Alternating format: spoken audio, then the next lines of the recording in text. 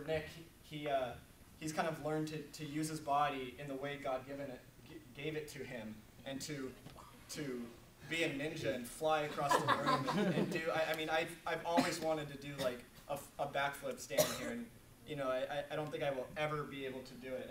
And with Zach, God's given him the knowledge on how to play music, and you know, he brings joy to our ears when he plays the tunes, and he sings Christian rap with a guitar, and legit Christian rap. Legit Christian rap, and I love that song. you know, God has given him that ability. I think he will agree with me that he wouldn't be able to do that without God. As well as these young ladies who have the ability to learn and speak Spanish and get up on a stage and share that with you.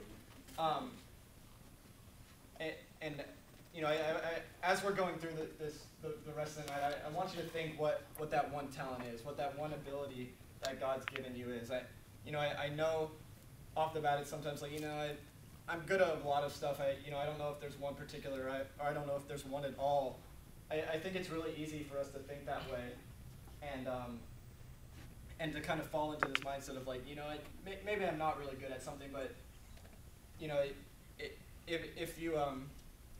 if you believe you can do something and you believe that God's given you these talents, I know it'll surface, and I know it'll come out for you. So again, if we were given these things by God, I really think it's only fair that we share them and we use them for Him. And what I want to kind of get through tonight, and where I'm going with this is, I think we're given something to give it out. I think Nick was given the ability to do crazy things with his body, so we could sit here and watch him do it. Like, I truly believe that. I truly believe that Zach learned and knows how to play music, so we could listen to him play that song tonight. And I truly believe that these young ladies learned Spanish and know Spanish, so we could hear it tonight. And I even truly believe that I have the ability to make these super cool PowerPoints with cool transitions. Spiral notebook. It's like a spiral notebook. Yeah. Spiral note. I know who can do that? Me. Not I. Not this guy. I can't say I can because I haven't. Not up in here. But I truly believe that God gave me the ability to do something cool for you, like for you guys like this. So, I like it. Again, I really don't want you to deny that you don't have talent or you haven't been given a talent, because I know it's in there. I know you'll discover it if you haven't discovered it yet. I even believe you have discovered it yet, and there's going to be a process of learning what that is and building it up to who you are, and it's starting to define who you are. I have one, well, this is second to last video. This video is, this guy's the world's fastest texter. He can text, I think it's 60 words and 650 characters in like 20-something seconds. On a regular phone? Like that. On a regular phone. It's the push-button phone that you have to type like 3 letters at a time. Oh my gosh. No way. Does he have T9 on? He doesn't have T9 on. But, the reason I bring this video up is because you even can have a skill like being the fastest texter in the world. This guy truly believes that if he sends 6,000 to 7,000 texts a month and does them within 10 to 20 seconds, and I'm sure he can send LOL in like under a half of a second or something like that. But he's grasped that, and he's taken that, something that all of us do every day. He's the best at it. One, go. His finger's almost not even moving. I know, look, those fingers are like blurry, they're so fast. It is that, the one you have to like choose the same. Yeah. That is wild. The sentence that he has to type is like, it has scientific words in, like the scientific word for piranha.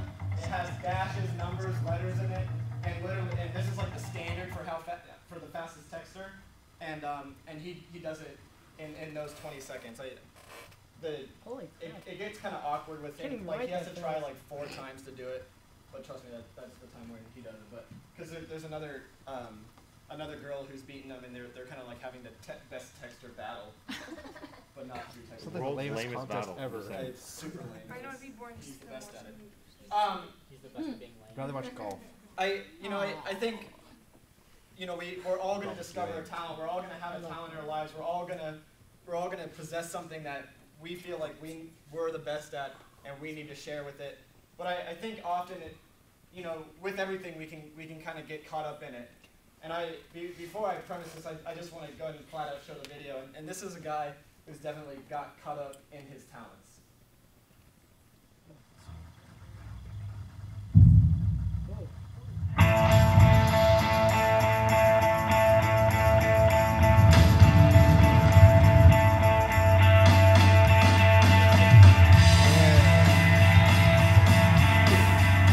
I've been breaking world records for over 30 years now, and I just recently reached the 100th current world record, which is a major accomplishment. It took me a few years to get to.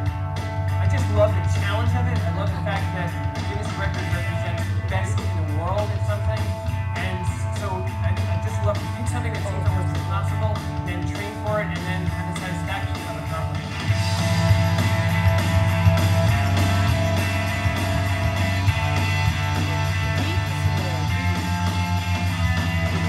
I've been breaking so many records for so long, and I have so many favorites, but one of them that comes to mind is pogo stick jumping up Mount Fuji in Japan, because it was so hard, and yet it was so beautiful. It was just exhilarating being at the top of Mount Fuji, having gotten there on a pogo stick. I think to break a Guinness World Record, you have to have a passion for something. And you know, but we all have passions for something, so I don't feel that I'm unique. Yes, I have many world records, but I think every person has a passion for something that they can become a world record holder in.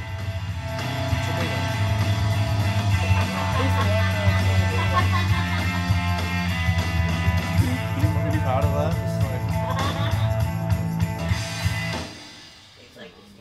Right at the end there, he said, I don't think everybody has to be unique. And, you know, I think he's completely wrong there. He has a valid point that we need to be passionate about things, but he ends that with, you know, I don't think we need to be unique. And I think he's kind of ruining the whole idea of what a talent is, what we think we're the best at. You know, he's almost, you know, not to kind of bash on him, but I'm going to. You know, he's broken 260 world records. He's practiced and gotten good at things that other people put their lives into. And he basically, like, I would think it would probably ruin my life if, you know, somebody became better at maths than me, you know. Steve Jobs does, but that's another story. Who? Another joke. Just kidding. You know, if I had beaten a world record, I have my name in a book for something that I'm the best at, and this guy's like, you know, I have 100 records, I'm just going to break yours. I really think that would be like, well, nope, done, not ever doing that again. So this guy literally, he's broken 260 world records, and he holds 100 of them right now. At this time, he holds 100 world records, so other people have rebroken his records. But just the fact that he failed to figure out that he needed to focus his life and his passion and his uniqueness of who he was on one thing. He chose to kind of steal everybody else's ideas and kind of abuse the idea of a talent or a skill. So real quick, let's grab your Bibles. We're going to go through a parable right now and some few verses that really speak on our gifts and how we use them. So let's flip to Matthew 25, 14, 30. 14 to 30. Nick, my mom and I have some clothes that they're gonna bring. You're laying down anyway. So, do you have them in the back? Anybody need it? Rachel?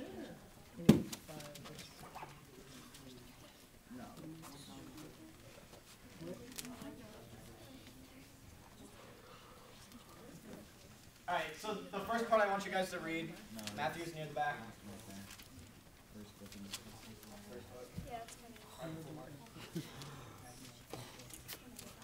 The first part I want us to read, I'm going to kind of break this up into two sections for us to help us understand it. So the first section I want us to read is 25, 14 through 18. Does somebody want to do it for me? It's going to be on the screen. I love cheating. Go for it.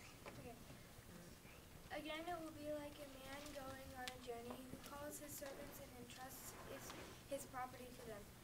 To one he gave 5 talents of money, another 2 talents, and to another 1 talent, each according to his ability. Then he went on his journey.